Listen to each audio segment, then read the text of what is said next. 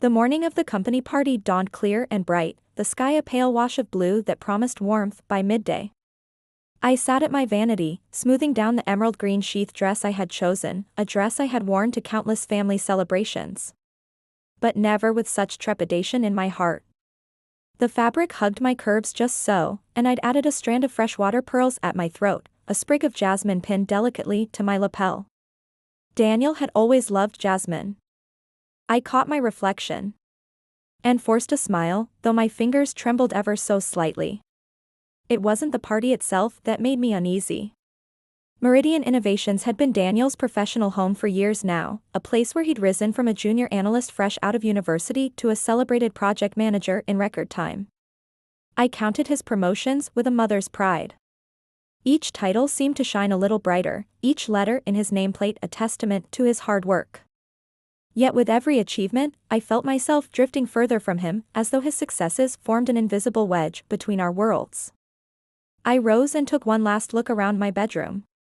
Here lay the slippers I wore while knitting late into the night, there, my open diary, its pages crowded with lists, groceries, volunteer schedules, garden plans.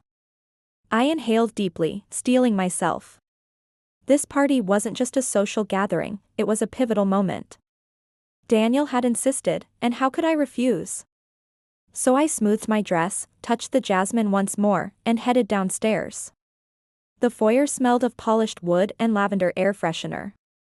My husband, Arthur, peered up from his morning paper, his brow creasing. "You look radiant," he said, folding the paper. "Don't let Vanessa's comments bother you. She's just adjusting." "Thank you," I replied, my voice gentle. Arthur stood and pressed a kiss to my temple. "You'll do fine," he said. Arthur, ever the peacemaker, believed in the power of calm. I liked to think he'd inherited his patience from my mother. A sleek black SUV pulled up at the curb. Vanessa stepped out, her stilettos clicking sharply against the pavement, her dark hair pulled back into a tight chignon. She wore tailored black trousers and a crisp white blouse. Her jewelry was minimal but striking, a single gold bangle and matching studs. She offered me a polite nod. "Good evening, Mrs. Thompson," she said, voice cool. "Ready?" I smiled and stepped forward. "Absolutely," I said, taking the glass door handle with one hand and smoothing my skirt with the other. But as soon as I was inside the SUV, Vanessa bent close and hissed, "Try not to embarrass us tonight." Her tone held zero warmth.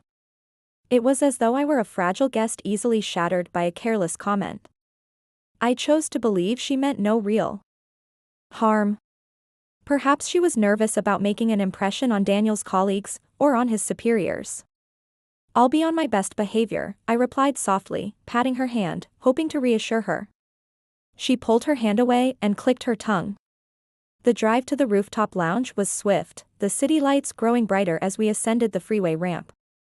I watched the skyline drift by in pastel blurs, the glass towers of the financial district, the graceful arch of the pedestrian bridge, the distant neon signs advertising everything from luxury watches to vegan eateries.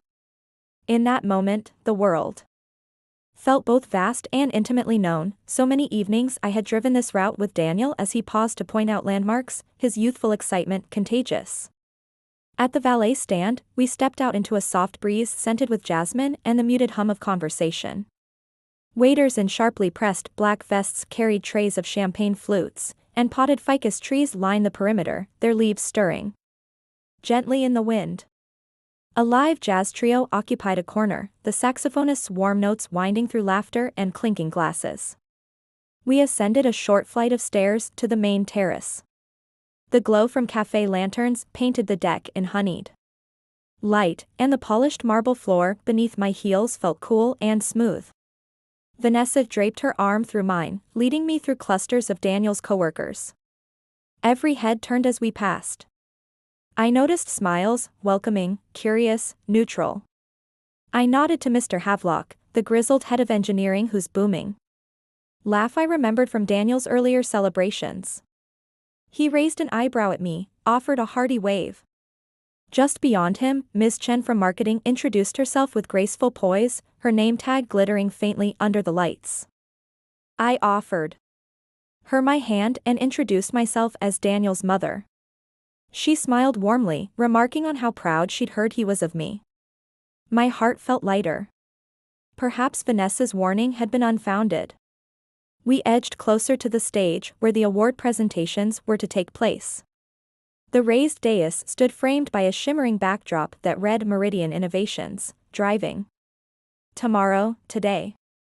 Daniel, in a crisp navy suit, stood at the podium, adjusting his tie with a practiced hand.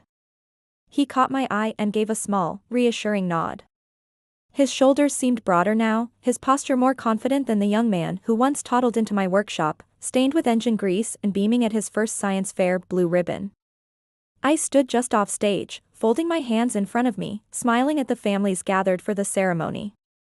The MC took the microphone, welcomed everyone, and spoke of the remarkable quarter the company had enjoyed. Applause rippled through the audience, a warm tide of approval that washed away some of my earlier nerves. Then, from beside me, Vanessa's voice sliced through the gentle hum, "Everyone, I'd like to introduce my mother-in-law, the Leech Maid." Time froze. In one heartbeat, the world tilted. The laughter in the crowd stuttered and faded, replaced by a sudden, suffocating hush. My pulse thundered in my ears. Leech Maid? I searched the faces around me, finding looks of confusion, pity, and worst of all, amusement. I felt heat rising in my cheeks. My hand faltered at my side. Daniel's smile dropped from his face, his eyes widening with shock. I steeled myself, forcing a calm I did not feel. Laughter, tentative at first, rippled through the gathering. I tasted bile at the back of my throat but drew a steadying breath. "Good evening," I said, lifting my chin. My voice, though quiet, carried across the terrace. "I'm Helen Thompson, Daniel's mother. I'm delighted to be here celebrating his achievements." Some eyebrows rose at the measured warmth in my tone. Vanessa's lips pressed into a thin line. Daniel's face was drawn, hurt flickering behind his polite smile. The MC, perhaps wanting to move on, stepped forward and took the microphone back. The awards continued, but the moment had passed, and yet it lingered in every glinting bead of light, in every sideways glance. As I descended the steps after the presentations, I caught Vanessa's gaze. There was no apology in her eyes, only a cool detachment. I realized, in that instant, that for Vanessa, this was not a slip of the tongue but a deliberate act of disdain. For her, I was an intruder in her carefully crafted life with Daniel, an interloper unworthy of respect. I forced myself to walk on, determined not to break before her. The night spread out in front of me, long, uncertain, and somehow brimful of promise that I could not yet see. But one thing was clear, nothing would ever be the same. The sudden hush that fell over the rooftop terrace felt like an icy draft, seeping into my very bones. Vanessa's cruel words, the Leech Maid, echoed in the stunned silence, reverberating off the glass railings and tinkling light fixtures. For a moment, I stood paralyzed, my smile frozen in place as if I'd been sculpted in marble. Then, instinct took over, I eased my hands behind my back, straightened my shoulders, and resolved to reclaim the moment. Daniel stepped up to the microphone again, his voice steady but tight. "Thank you, Mother," he said, and paused, cutting through the murmur of uncomfortable laughter. "I appreciate you being here." His words were simple, but the firmness in his tone gave them weight. I nodded at him, my heart aching with pride and grief in equal measure. The MC cleared his throat and signaled to the next presenter, but all eyes lingered on Vanessa. She smiled thinly, clearly expecting relief from the awkwardness she'd manufactured. Instead, the audience's attention turned to me. I saw Mr. Havelock lean forward in his chair, curiosity etched on his weathered face. Miss Chan offered me a sympathetic tilt of the head, even the reserved finance team members whispered among themselves. I realized then that I had two choices: flee in shame or step into the spotlight and redefine the narrative. Taking a breath scented with jasmine, I chose the latter. "Excuse me," I said, projecting my voice so that everyone could hear. Vanessa's eyes flashed with alarm at the attention shifting to me. I'd like to thank Meridian Innovations for inviting me to celebrate this incredible team. Daniel's success is not just his own, it's built on mentorship, collaboration, and the tireless efforts of every person here tonight. A ripple of genuine applause rose around me, brimming with warmth rather than awkward politeness. I let it wash over me, buying myself a few precious seconds to gather my thoughts. I've had the privilege of watching this company grow.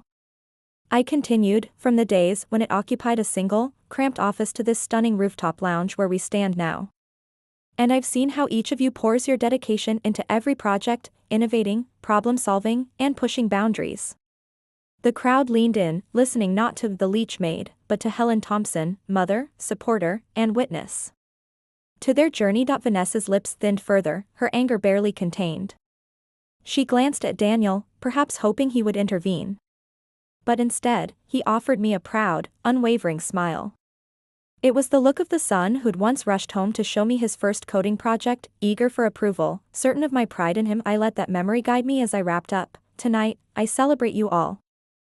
Thank you for welcoming me, for uplifting my son, and for reminding us that success is a shared endeavor. As I stepped back, the applause swelled. It was no longer polite, it was heartfelt. A few colleagues rose to their feet.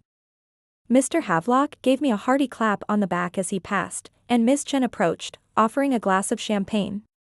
Well said, she murmured, her eyes warm. Vanessa withdrew, flanked by a few of her friends, her posture tight with resentment.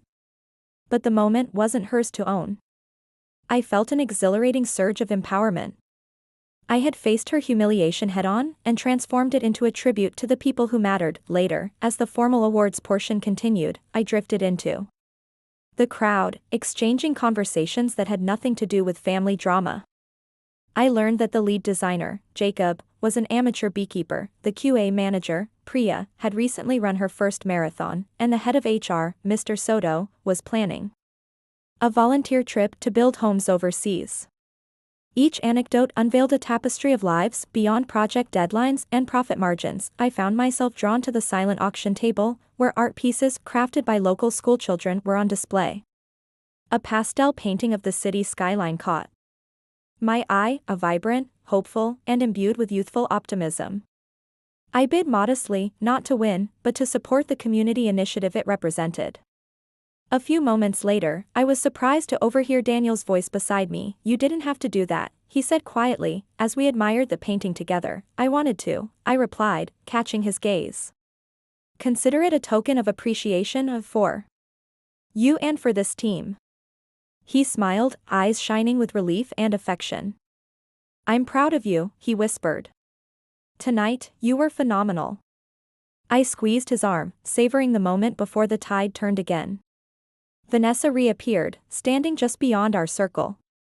Her gaze flicked between Daniel and me, a complex swirl of guilt and defiance in her expression. I lifted my chin slightly. Meeting her eyes without anger, she looked away, and in her turning, I saw the final thread of tension begin to unravel. The party continued around us, glasses clinked, laughter resumed, and music drifted on the summer breeze. But in that small exchange, the balance had shifted. Vanessa had introduced me as the Leech Maid, intending to shame me. Instead, I had stepped into the light she'd hoped to dim, revealing that no sharp label could define the depth of a mother's love, a son's pride, or the spirit of a community united in celebration. The morning after the gala, dawn light filtered through my bedroom curtains in soft ribbons. The memory of the rooftop celebration still glowed warmly in my mind, from my impromptu speech to the silent auction's lively bidding war. Yet alongside that warmth lingered an undercurrent of tension that Vanessa's bitterness had introduced, and over which I felt no small measure of regret. I drew the covers closer, willing myself to savor the comfort of home before the day's obligations beckoned. Over breakfast, Arthur cleared his throat gently. You were remarkable last night, he said, stacking the safety lock on his coffee mug. You turned a potentially humiliating moment into a testament to your strength. His words, as always, brimmed with encouragement. Yet I sensed his concern. The distance between Daniel and me still hovered like a thin membrane easily ruptured by Vanessa's disapproval. When Daniel finally called, his voice was warm but edged with restraint. Mom, thanks for coming. I'm working late today. Vanessa and I need to go over next week's presentation. I'll call you tomorrow? He slipped effortlessly into polite detachment, leaving me clutching the phone, uncertain whether to ask for more time or let him go. I chose the latter, whispering a soft, "Goodbye," before ending the call. That afternoon, I ventured to the community shelter where I volunteered every weekend. The familiar scent of worn books and the cheerful chaos of children's voices lifted my spirits. As I dropped seed packets and gloves onto the supply table, Mrs. Takahashi greeted me with her usual sharp-eyed smile. "You look thoughtful," she observed, handing me a stack of donation forms. "Last night went well, didn't it?" I hesitated. "Better than I expected," I confessed. Still, there's a distance growing between Daniel and me. Vanessa's attitude, it felt intentional. Mrs. Takahashi's gaze softened. She placed a gentle hand on my arm. "Insecurity often masquerades as cruelty. Your daughter-in-law may feel threatened by the bond you share. But remember, your relationship with your son isn't fragile. It's built on years of love and support." Her words resonated. I spent the afternoon guiding children in planting herb seedlings, lining rows of basil, chives, and oregano in repurposed tin cans. Each small plant, carefully nestled in soil, reminded me of the relationships I'd nurtured over a lifetime, my marriage, my friendships, my bond with Daniel. All required patience, water, and sunlight. That evening, as twilight settled over the neighborhood, I returned home to find an envelope on the kitchen table. It bore Vanessa's handwriting. My heart fluttered with hesitation as I slid it open. Inside was a single sheet. "Mother Thompson, I owe you an apology.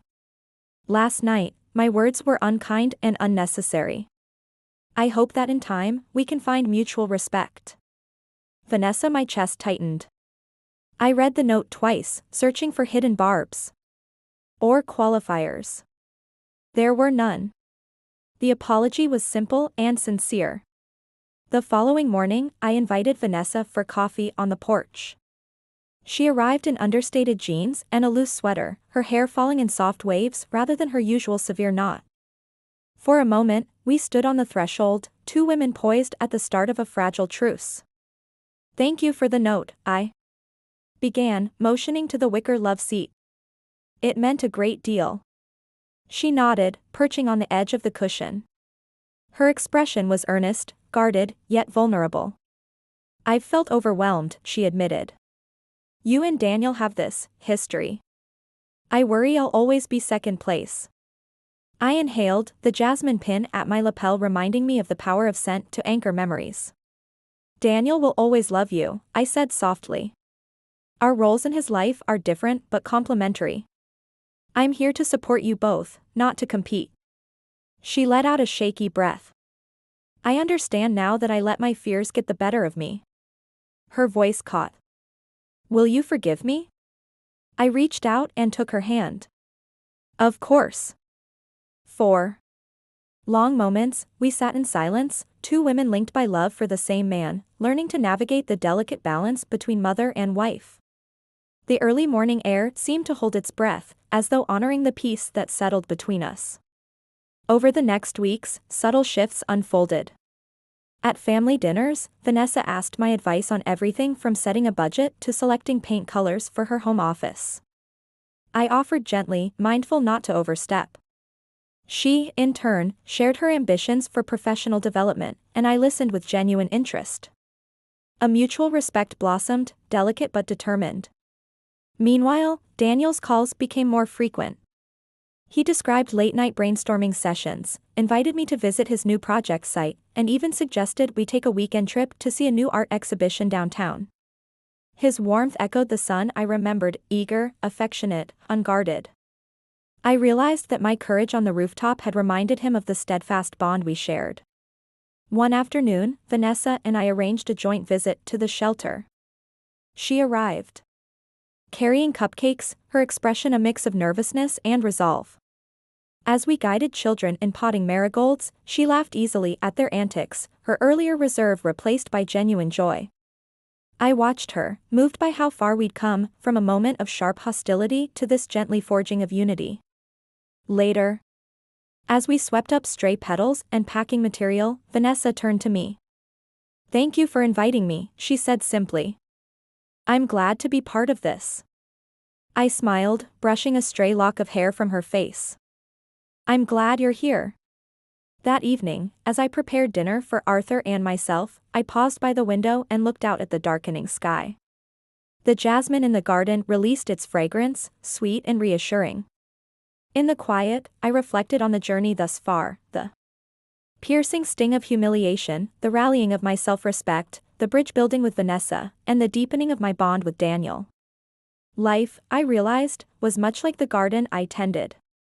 Sometimes, unwelcome weeds sprout, threatening to choke the tender shoots. But with patience, understanding, and a bit of sunlight, even the most stubborn weeds can be rooted out, making room for beauty to flourish anew. And so, beneath the surface of a hurtful label, I discovered resilience, compassion, and the power of forgiveness, turning a moment of shame into fertile ground for growth. Chapter 3 closed not on a note of final triumph, but on the gentle promise of continuous renewal, the soil rich with hope for all that lay ahead. The first crisp mornings of autumn arrived with a gallery of gold and crimson leaves drifting along the sidewalks.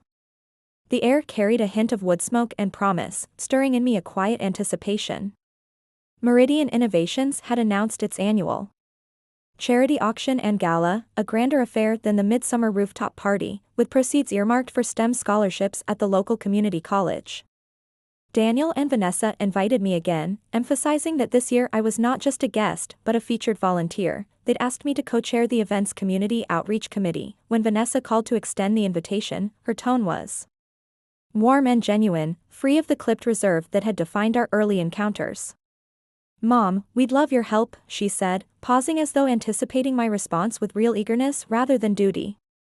I accepted immediately, feeling a thrill of purpose at the prospect of working side by side with my daughter-in-law on something meaningful. In the weeks that followed, Vanessa and I met every Tuesday at the shelter's meeting room to plan logistics, guest lists, silent auction catalogs, seating charts. Each session deepened our camaraderie. She would sketch out budget spreadsheets while I reviewed community partners. We traded laughs over mismatched fonts in the invitation draft and celebrated little victories, like securing a donated science kit from a local supplier. I began to see her not through the lens of a daughter-in-law or Leech Maid, but as Vanessa, the driven professional, Vanessa, the caring partner. The night of the gala arrived on a moonlit Friday. The banquet hall was transformed into a starlit sky, draped navy linens, tiny LED lights woven through centerpieces, and a vaulted ceiling painted with abstract constellations. Under a banner reading "Inspiring Tomorrow's Innovators, Families, Philanthropists, and Company Leaders" gathered in tuxedos and gowns, champagne flutes chinking like distant bells, Vanessa found me near the donation table, smoothing the silk cuff of her emerald green dress, an echo of the color I'd worn to that fateful rooftop event. She looked radiant but nervous, scanning the entrance for VIP guests. I slipped an arm through hers. "You look beautiful," I whispered. "And I'm so proud of you." Her shoulders relaxed, and she smiled. "I couldn't have done this without you," she said. Together, we welcomed Dr. Montgomery, president of the college, and his wife, a group of high school science teachers, and several representatives from the local robotics club. Each conversation reaffirmed the impact of our work: young minds inspired, careers launched, dreams given a chance. Later, as the silent auction drew to a close, I noticed a bidding war erupt over a custom-built telescope, an item Vanessa and I had procured together after months of persistence. I watched with pride as the final bid rang up higher than ever before. A ripple of applause followed, and I caught Daniel's eye in the crowd. He gave me a thumbs up, his face alight with admiration, when the MC announced the night's total, an astonishing sum that would fund 20 full scholarships. Vanessa leaned in close. "We did it," she breathed. "You did it." I squeezed her hand. "We did it together." Then, at the very crescendo of the evening, the lights dimmed and A spotlight illuminated the stage. The CEO of Meridian Innovations, Mr. Langford, approached the podium, clearing his throat with solemnity. "Tonight, we celebrate more than financial success," he began. "We honor the spirit of community that drives our innovations. And we recognize two individuals whose leadership exemplifies this spirit, Helen Thompson and Vanessa Carter." A murmur ran through the audience as photos of us planning the event flashed on the giant screens, Vanessa reviewing spreadsheets, me coordinating volunteers, our laughter captured in candid moments. Mr. Langford continued, "Your partnership has not only raised tens of thousands of dollars, but it has also forged a model of collaboration between generations. For that, we are profoundly grateful." As he presented us each with a commemorative plaque, a sleek glass tablet etched with our names, I felt a surge of vindication. The plaque bore the inscription, "In gratitude to Helen Thompson and Vanessa Carter, for uniting through purpose and building bridges of understanding." I caught Vanessa's eye across the stage, and she mouthed two words, "Thank you." I stepped forward, accepting her plaque with both hands. Then, turning to the audience, I spoke, "I am deeply honored." I began, my voice steady. "This evening has reminded me how powerful shared passion can be. Vanessa and I discovered that when we open our hearts to each other, forging respect rather than resentment, we can accomplish far more than we ever could alone." A gentle wave of applause rippled through the hall. I glanced at Vanessa, whose eyes glistened with tears. In that moment, the memory of the Leech Maid seemed like a distant shadow, eclipsed by the radiant light of genuine partnership. After the formalities, the band struck up a cheerful swing tune, and the dance floor beckoned. Daniel extended his hand to me, his mother, while Vanessa guided me by the elbow. We moved in harmony, the three of us, mother, daughter-in-law, and son, creating new memories untainted by past hurts. Later, as the final guests drifted away and the hall emptied, Vanessa and I lingered by the entrance, sharing a quiet triumph under the fading glow of the chandelier. "You know," she said softly, "I used to think respect had to be earned through competition. But tonight, I learned that it's built through empathy." I nodded. "And through shared purpose." She reached out and brushed a loose strand of hair from my face. "Thank you, for your grace, for your wisdom, and for believing in me." I smiled, feeling the fullness of my heart. "And thank you, for giving me the chance to walk beside you." As we exited into the cool night air, the city lights twinkled like a field of stars. Daniel wrapped an arm around each of us, his two pillars of strength, and we walked into the future together, unified and unshakable. In the car ride home, the mood was lively, Daniel recounting his favorite moments, Vanessa teasing me gently about my competitive bidding, and me laughing my spirit light. The barriers that once stood between us had been swept away, replaced by respect, gratitude, and the unbreakable bond of family. Looking out the window at the passing street lamps, I realized that redemption is not a singular act but a journey, a path paved with courage, forgiveness, and the willingness to see beyond one another's mistakes. And revelation, I learned, comes not in grand pronouncements but in simple moments of understanding, a shared smile, a heartfelt apology, a plaque gifted not for vanity but for the bridge it represents. As our home came into view, I felt a profound peace settle over me. The story that began with a cruel label had found its ending in unity and purpose. No longer the Leech Maid, I was simply Helen, a mother, a mentor, and a bridge builder, welcomed wholeheartedly into the fold of the family and the heart of the community, and in that truth lay the greatest reward of all.